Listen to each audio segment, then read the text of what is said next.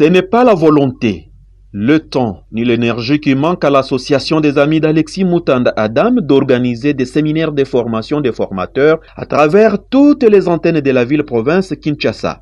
En partenariat avec plusieurs autres ONG, des formations sont organisées toutes les semaines au siège de la Dame 6 avenue Katanga numéro 2 dans la commune de la Gombe. La lutte contre les antivaleurs est le cheval de bataille de la Dame. Il s'agit de former des personnes qui vont aussi former les autres. Former quelqu'un, ça veut dire quoi? C'est-à-dire vous donner vos idées en espérant évidemment que les idées que vous donnez vont apporter quelque chose de positif à la personne à qui vous donnez ces idées. Et ici, comme je l'ai dit tout à l'heure, c'est toute la nation congolaise, spécialement à Kinshasa, que tout le monde est concerné par ce problème de la toxicomanie.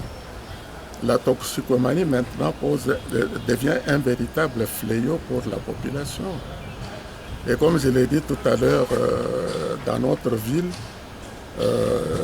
personne ne peut vous donner le chiffre exact de la population, mais moi j'estime que ce n'est pas exagéré si on parle de plus de 20 millions de personnes, des Congolais.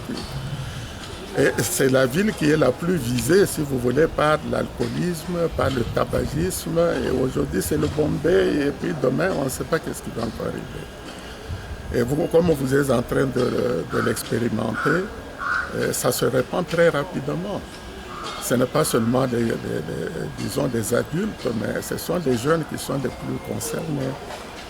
Et lorsque une jeunesse d'un pays va de plus en plus vers le tabagisme, l'alcoolisme, vers la drogue, vers des boissons aussi, des produits aussi forts que le Bombay, etc. Mais vous pouvez être sûr et certain que ce sont des personnes que vous avez perdues, si vous voulez, dans les efforts qu'on doit faire pour le développement du pays. Et donc, par conséquent, c'est un souci, ça devait être un souci majeur, pratiquement pour toutes les personnes de bonne volonté. Raison pour laquelle nous pensons que la charité bien ordonnée commence par soi-même. Eh bien, nous commençons d'abord par notre association, qui depuis très longtemps, si vous voulez, combat les antivaleurs. Et dans les antivaleurs, il y a la toxicomanie. Dans les antivaleurs, il y a la corruption. Dans les antivaleurs, il y a le défaitisme. Est-ce que devant cette situation qui se passe devant nos yeux, est-ce que nous devons être défaitistes ou bien nous devons nous mettre debout pour combattre cette antivaleur? Et c'est ça qu'on est en train de faire. C'est-à-dire, nous faisons ce que nous pouvons pour contribuer à assainir, si vous voulez, le milieu de nos jeunes et le milieu de nos populations. Tout le monde a suivi à la télévision comment certains étrangers, des Tunisiens en particulier, qui étaient impliqués, si vous voulez, dans la vente de ces produits qui sont très néfastes pour la santé des gens et même pour la santé même de toute une société. Et les dégâts que ça peut poser, évidemment, pour le développement du pays. Et non seulement on a des catastrophes humaines à l'est du pays, mais dans la ville de Kinshasa, c'est des catastrophes évidemment aussi humaines, mais d'une autre nature. Ici, on détruit l'esprit, on détruit, disons, le moral, on détruit la personne, disons, moralement, et spirituellement et intellectuellement. Donc, ce qui est encore une mort, un mort est mort, on va l'enterrer, mais une personne qui est moralement, spirituellement, intellectuellement mort, il peut causer encore plus de dégâts que la personne qui a été enterrée. Donc vous voyez un peu la préoccupation et le souci qui nous anime pour le moment. À l'ouverture de ce séminaire de formation des formateurs, la lutte contre la toxicomanie a été présentée comme un impératif pour l'émergence de la RDC ainsi que l'encadrement de la jeunesse. François-Marie Mutombo, Nazali, président de l'association Asbel et Bengamina Kombo à l'écoque, Soso. Soso.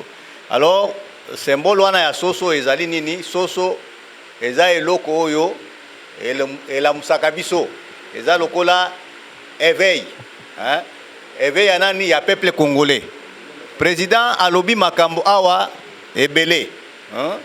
Président alobi makambo ebele. Likambo tokoki koloba ya muke ezali boye. Mboka ezali mboka na biso. Soki biso moko te tolingi kobongisa yango te, mutu moko te akoya kobongisa yango. Bato bazoya nyonso bazoya nde pona koiba na kobebisa. Yango wana bazoya kosala awa. Alors ezali mikolo uti koleka awa, ngai pe lokola bino na yaki awa pona ko se rallier na Adam. Pona nini? Po Adam tozali nango vision moko pona koluka bolamu ya peuple congolais. Alors yango wana na yaki na pusani pembeni ya président. Et jusque là, tozo marcher ensemble, lokola toko marcher ensemble na binope. Alors, maté a oyo toko pesa lelo ezali sur la toxicomanie. Ezali moko ya ba antivaleur oyo ezobebisa mboka na biso. Alors, en français, le thème est lutter contre la toxicomanie, une nécessité pour l'émergence de la RDC. Lutter contre la toxicomanie, une nécessité pour l'émergence de la RDC. Des thèmes ya biso oyo tokomeka ko développer lelo. Bon, alors toxicomanie eza nini? Support oyo boza nango ezali oyo yangai président mutu a offrir bino alingi bozala nango po bo comprendre makambo malamu. Alors qu'est-ce que la toxicomanie?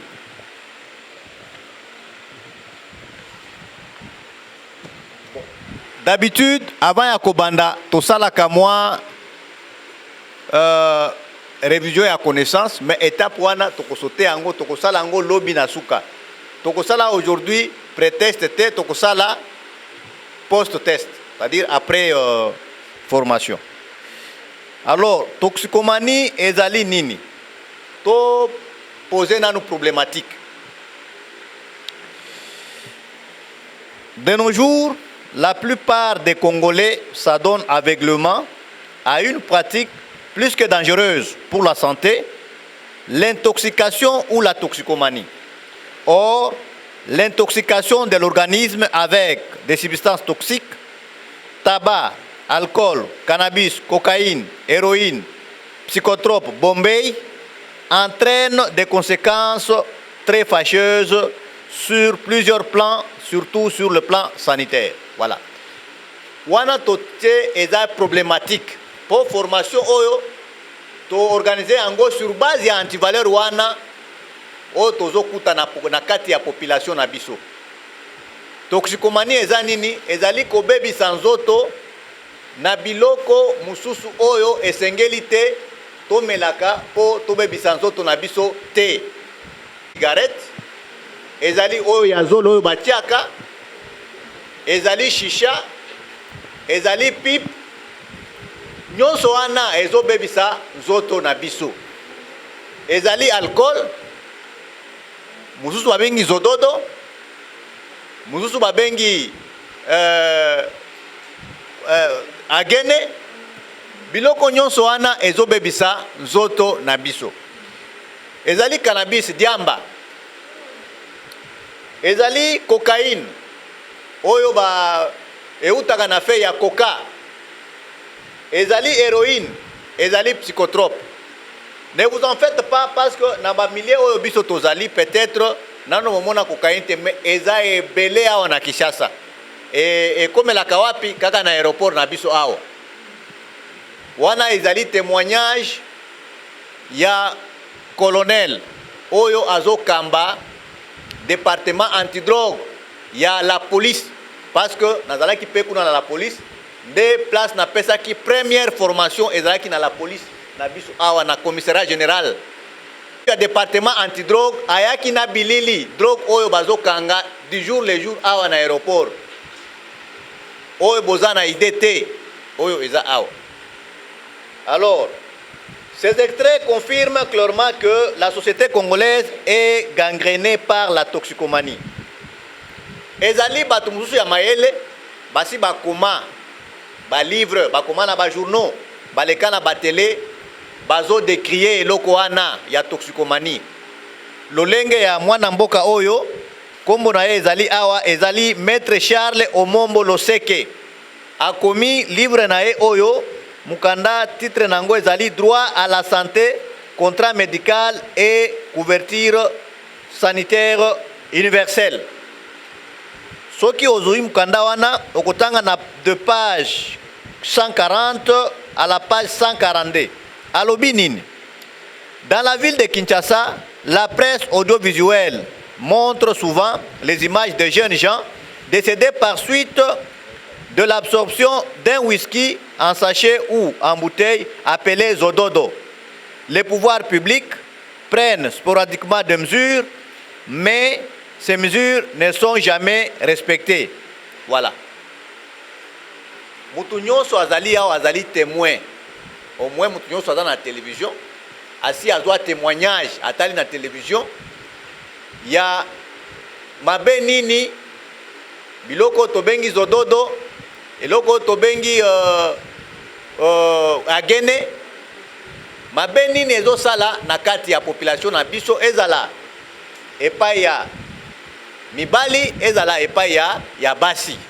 Mais l'état na biso, l'état congolais azozwa ba mesure, mais ba mesure wana bazolanda yango te, suivi ezali te. Atteinte à la santé, à son éducation et à son développement intégral. Wana ezali Mobeko article 42 ya constitution na biso elobi l'état azali na obligation ya ko protéger jeunesse na biso contre toute atteinte à la santé et à son éducation. Est-ce que l'état asalaka musala na ye wana? Tozomona ba jeune kala mingi te boutaki komona bana ya classe basilisi classe bana ya ekolo tokotanga wate basilisi classe mais botala makambo banda kosala nakanisi mutu oyo azana mutu normal akoki kosala makambo wana te mwana ya classe, c'est-à-dire que notre système éducatif a échoué parce que soki mwana auti nde na éducation na école asilisi balobi azwaki éducation botala ba image oyo batiaki na internet na ba réseaux sociaux l'état atali wapi ba député batali wapi. Alors ba député na biso ba papa ba mama oto ponaka bakende kolobela biso est-ce que basalaka musala na bango te? Il y a de cela 3 semaines toyokaki na RFI nazalinga moko na kanisi batu musu bayokaki ndenge bazo corrompre quelques autorités awa na tabac Congo cigarette ebebisaka nzoto eba ndenge wana yango wana bakoma na paquet nango oui fumée est préjudiciable à la santé. Na bamboka mususu ezali na ba restriction na kopesa exemple longelenge ya Afrique du Sud boyokaki na période ya Covid tilelo cigarette bapekisa na Afrique du Sud banda Covid tilelo koteka to komela epekisami ezaki biloko mbale bapekisaki na Afrique du Sud ezaki na mois de mai dernier bapekisaki makaya bapekisi na alcool et Covid esali nokola mwa kokita ba autoriser alcool mais tabac bapekisi yango. Pourquoi? Tabac ezokende ko atteindre ba poumon, or Covid pe ezo profiter ezo atteindre ba poumon ezo, donc eza facteur favorisant bapekisaki yango. Mais na mboka na biso ezali batu oyo bazo bomba batu wana bazo protéger bango alors eloko moko te bazosala mpona koprotéger jeunesse na biso. Les coups d'envoi de chaque phase de formation est donné par l'infatigable Alexis Mutanda Ngoïmouana, président national de la Dame, qui a dit ceci. Tokoteleme à une seule condition. La condition, c'est quoi? Nous créons ce qu'on dit société de confiance. Société de confiance, c'est Zakolobanine. Société de confiance, c'est Zakoloba. Nakati ya famille. Soko tata alobi boye, bayokani na mama, bazako kende bango mibale na droite. Soko bana bazako landa bango, bazako kende na droite, et kozala une famille de confiance. Parce que soko tata alobi boye, mama alobi boye, bana bazako lobe, famille wane kokende wapi, liboso.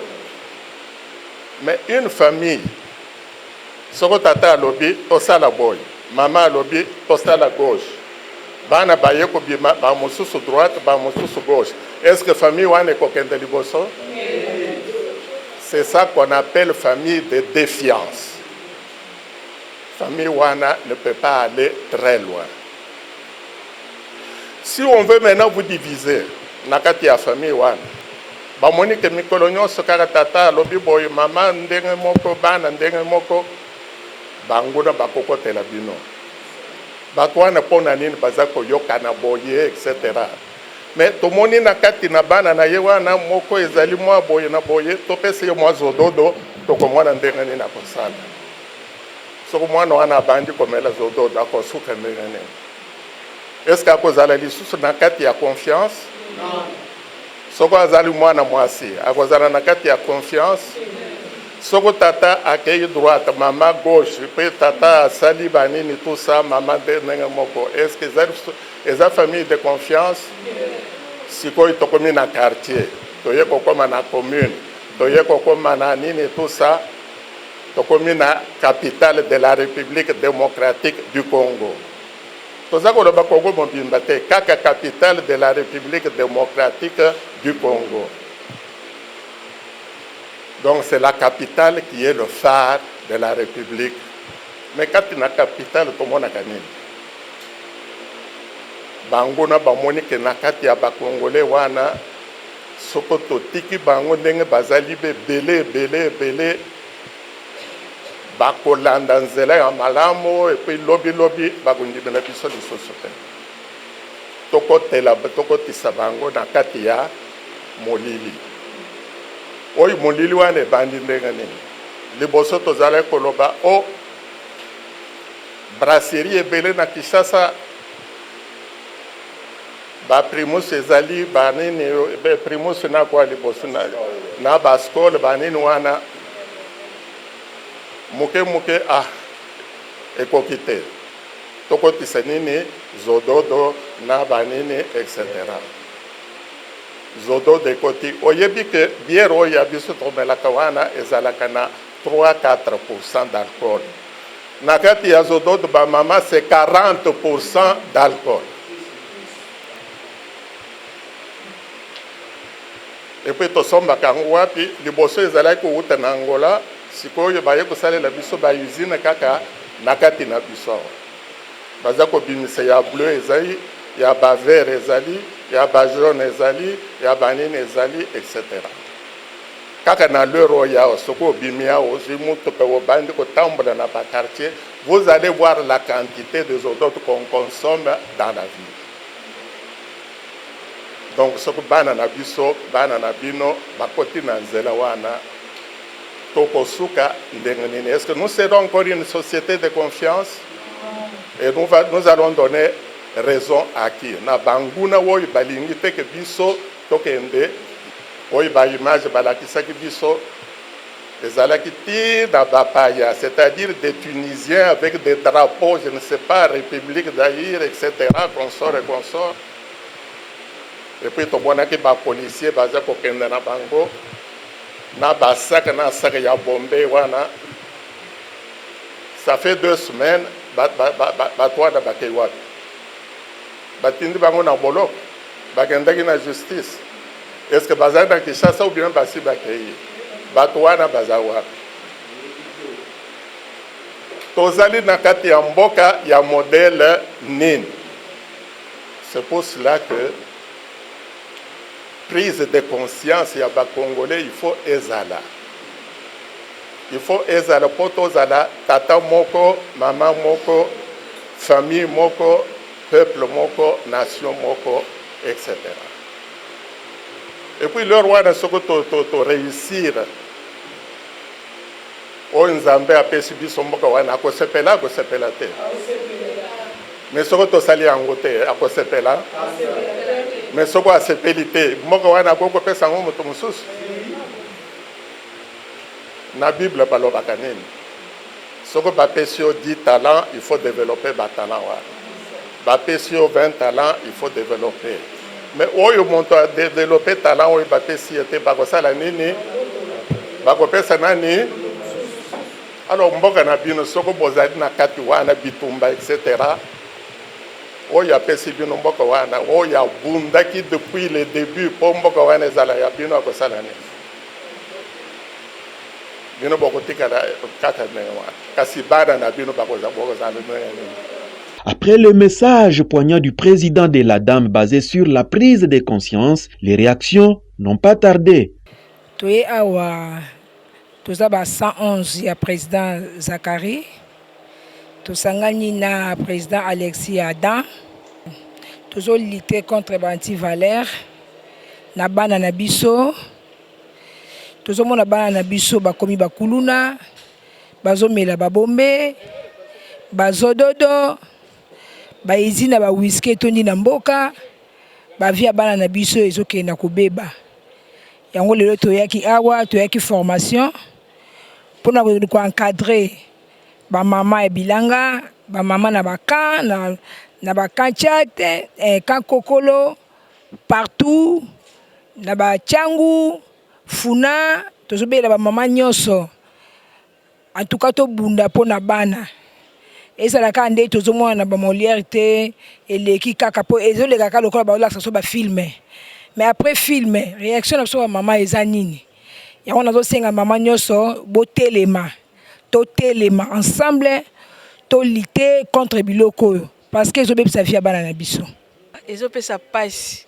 Ezopesa vraiment passe na mabota omona mwana kolaki malamu ayo okota na ba école na ba groupe moko na baninga bakomi kozwa ba biloko oyo ezobebisa mitu ya bana vraiment na biloko bayeli biso ba bombe ba zododo tozo ba place zo witate vraiment ezopesa biso ba mama pasi to kozwa formation to ba nini to ko sala pour na bana na biso na ba église to pesa ba formation na ba église na ba école na ba université vraiment osomona mutaza intellectuel mais azozo loko la zododo zo melango ba biso zo melango ya bata ba me omona mutu awasa loyenge boko bozo wa intellectuel asa beni biloko wana eza pasi wobe yango to ko formation awa po biso peut être ko former na mabota na biso na baninga na ba quartier na ba église place to sala baninga to lakisa bango nini futo lutter contre ba anti-valeur oyo po lobi ba na biso bazala batu lobi ba na bazali Congo ya lobi siko Congo ya lobi ko trouva na bazali oyo ba ko diriger Congo ya mitu se baby boy ezala pasi na mboka na biso vraiment ba konzi na biso ya mboka oyo bo lutter contre biloko oyo na ebité koma bato wana bazo fungola ba berani ba na Brazzaville ba ko fungola ngo ana Congo ba sali ba izina minene ya ba zododo ya ba whisky moko mona Amerika ba 45%, vous rendez compte 45-60% ya alcool wana za ko tuer bana vraiment ba konzi ya mboka da sengi na bino bo lutter dans contre eloko oyo oyo za ba anti-valeur moko il faut ko betela ngo sete. Les Coq 1, le 111, l'Union des femmes chrétiennes pour la tempérance WCTU et autres ONG partenaires non négligeables dans ces combats. En tout cas, to bunda pona bana. Ezalaka nde tozomona ba Molière te eleki kaka po ezoleka kaka lokola ba olakisa so ba filmer. Mais après filmer, réaction sur maman eza nini. Ya on a senga maman nyonso botelema.